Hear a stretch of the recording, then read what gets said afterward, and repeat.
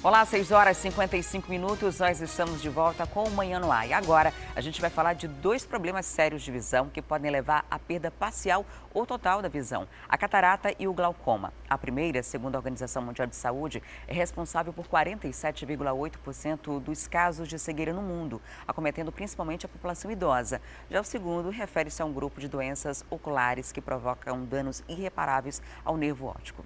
Para falar mais sobre as causas, prevenção e tratamento, nós convidamos aqui para o Manhã no Ar o oftalmologista Cavalcante Júnior. Seja muito bem-vindo ao programa, um ótimo dia. Bom dia, estou à disposição.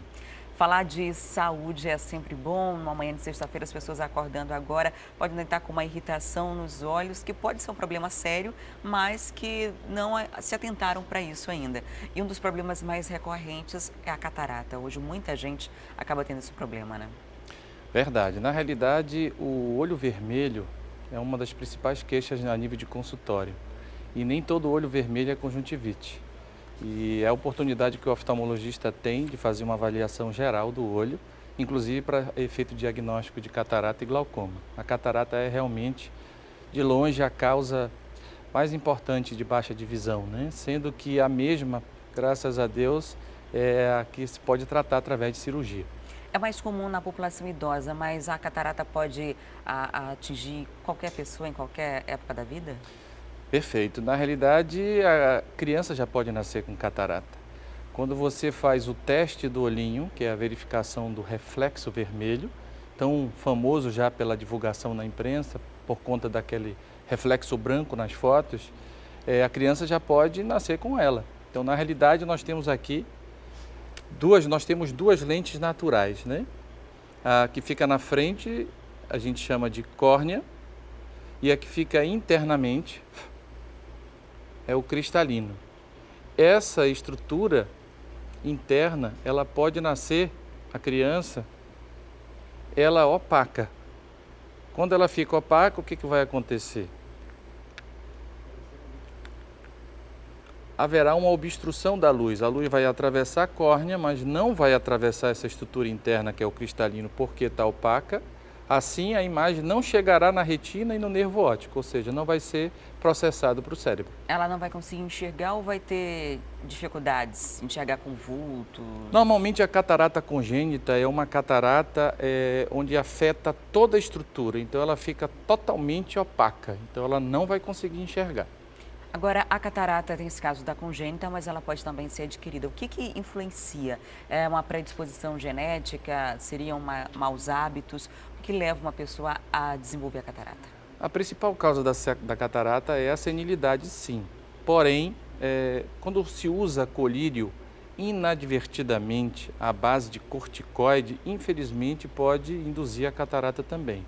Processos inflamatórios mal cuidados, mal gerenciados, também pode levar à catarata. Pequenos traumas contusos no globo ocular pode fazer com que essa estrutura ela perca a transparência. Quase 50% das perdas de visão no mundo são relacionadas à catarata, então é algo que você tem que ficar atento. Doutor, qual o primeiro sintoma? É a vermelhidão nos olhos, de fato, para procurar o especialista que pode indicar isso? Para catarata, não, né? A sintomatologia é aquela visão borrada, que é muito comum também no paciente míope. Porém, depois dos 50 anos, a prevalência começa a aumentar muito. Então, aquela perda da percepção de cores e a visão borrada, você vai ao oftalmologista para ele fazer essa avaliação. A boa notícia é que o tratamento hoje é bem mais facilitado, né? Antes não se tinha tanta noção e tecnologia suficiente para fazer uma cirurgia de catarata. Infelizmente, ainda hoje encontramos pessoas que cegam por catarata. Porém, felizmente, com o avanço tecnológico, hoje conseguimos, através de uma anestesia com colírio, sem a necessidade, na maioria das vezes, da injeção para anestesiar o olho, sem a necessidade do tampão, sem a necessidade da sutura, ou seja, de dar ponto, implantar lentes dobráveis que vão substituir essa lente opaca e muitas das vezes o paciente não precisará mais de óculos. A gente acabou de mostrar aqui mais ou menos como é a catarata. A gente também preparou uma arte, né, sobre a catarata. A diretora, já está pronta a arte da catarata para a gente mostrar aqui a diferença de um olho saudável para um olho que não é saudável em relação à catarata. A gente ainda não está com esse material, mas é uma doença então que dá para você aqui. Chegou aqui o olho normal. Perfeitamente. Aí e o olho com a catarata. Isso, o normal você vê que a menina do olho, a pupila, está bem pretinha. Né? Já o olho com catarata, ela está opaca, foi aquilo que eu mostrei aqui. Então, quando a lente está transparente, a pupila fica preta. Quando ela está opaca, ela fica branca. Quando saber o momento certo de operar, é preciso que essa parte que deveria ser pretinha dos olhos esteja toda, a íris, já esteja toda encoberta? Como é que Não, funciona? não. É uma pergunta extremamente importante. A catarata tem estágios. Porém, com esse avanço tecnológico, não tem por que você deixar ficar naquela situação. Aquela situação é uma situação de penúria. O paciente precisa de ajuda até para ir ao banheiro. Então, o oftalmologista, dilatando a pupila, vai ter uma noção completa dessa lente, as partes que estão opacas, fazer uma medida da capacidade visual e orientar o paciente. Olha, você já está tendo uma perda de 30%. Recomendamos, por exemplo, a cirurgia para você.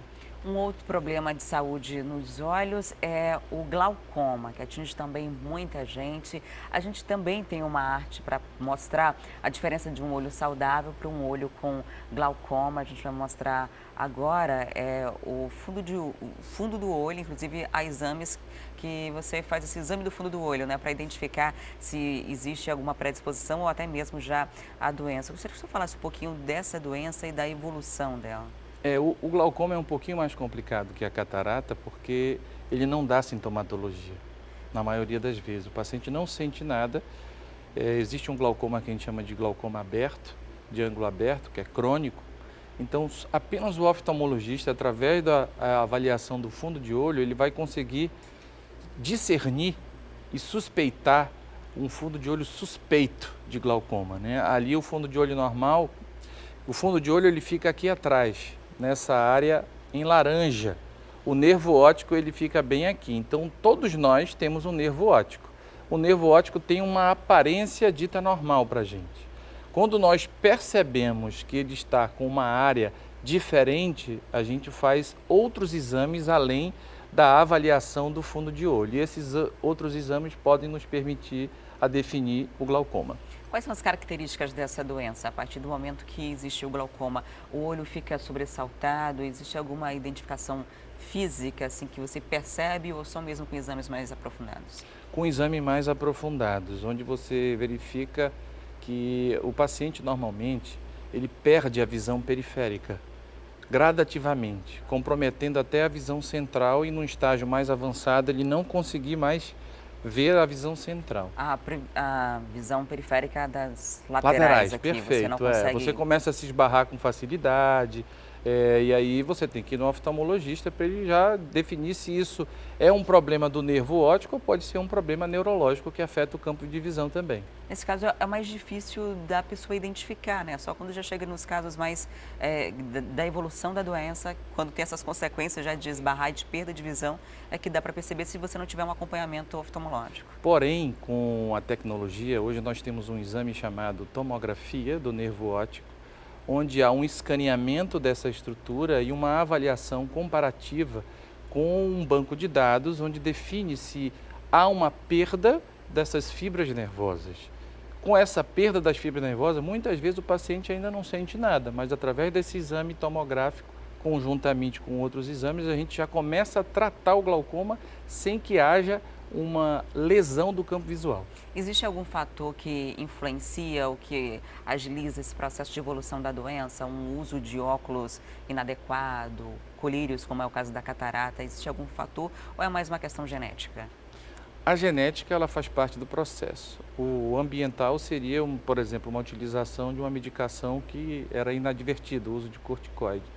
Porém, o grande tchan do negócio é a ida ao oftalmologista. A partir dos 40 anos, o principal fator de risco dessa doença é um aumento da pressão ocular. Porém, nem toda a pressão ocular aumentada é glaucoma. Nem todo mundo que tem pressão dentro do normal também está livre do glaucoma. Então, o oftalmologista mede a pressão e faz o exame do fundo de olho. Se ele suspeitar das alterações que nós comentamos agora, ele começa a tratar. Então, a recomendação mesmo é procurar oftalmologista com frequência, porque, por exemplo, o glaucoma você não tem sintomas inicialmente, a catarata ainda tem aquela questão de ficar com a visão mais embaçada, como se fosse miopia inicialmente, mas vai evoluindo e evolui rápido, né, essas doenças. Existe uma entidade chamada glaucoma agudo, essa é a única que dá sintoma, mas ela é a menor quantidade. Então, o paciente sente muita dor nos olhos, a ponto de rolar no chão, vomitar, e já é uma emergência oftalmológica. Só que a grande massa, mais de 2/3 dos pacientes, não sentem absolutamente nada. Cabe ao oftalmologista definir essa situação dele. O especialista deve ser procurado de quanto em quanto tempo? Olha, se você tiver um histórico na família de glaucoma, a gente recomenda, a partir de 40 anos, pelo menos um exame anual. A partir disso, quando definimos que o paciente tem glaucoma, a gente vai definir se ele tem um glaucoma inicial ou um glaucoma moderado ou avançado. Dependendo desse estágio, a gente vê em tempos mais curtos, de 3 a 6 meses. Muito obrigada por sua visita aqui no Manhã no Ar, por trazer esses esclarecimentos para a gente.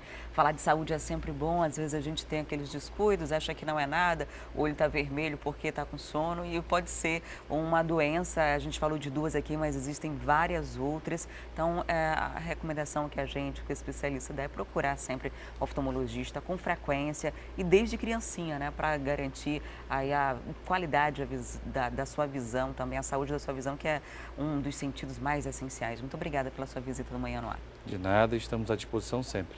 Recebi hoje o Cavalcante Júnior, que é oftalmologista. Que mãe não seria capaz de qualquer coisa pelo bem dos filhos, não é mesmo?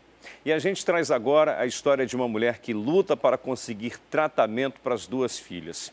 Ela corre contra o tempo e está disposta a atravessar o planeta em busca de ajuda. Vamos ver na reportagem do José Augusto e Márcio Souza.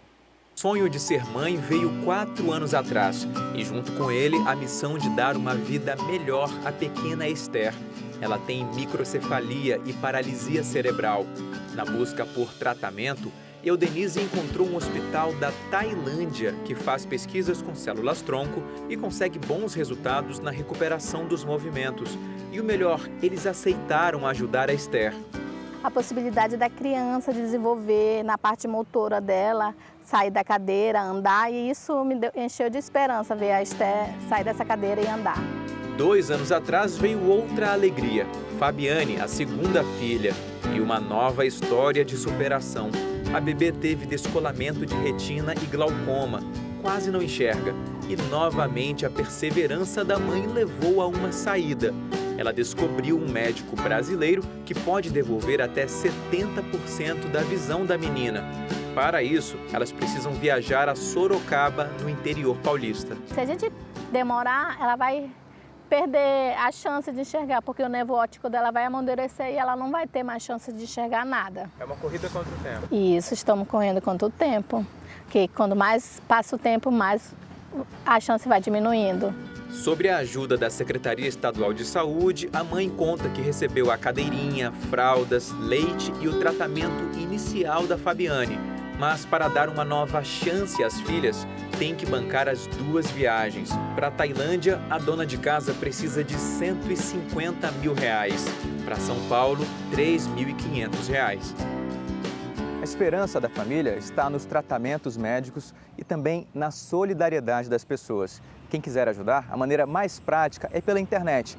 Pode acessar esse site, onde eles criaram uma espécie de vaquinha virtual. Você vem aqui no campo de busca e digita Juntos pela Esther, Esther com H, e Fabiane, Fabiane com Y.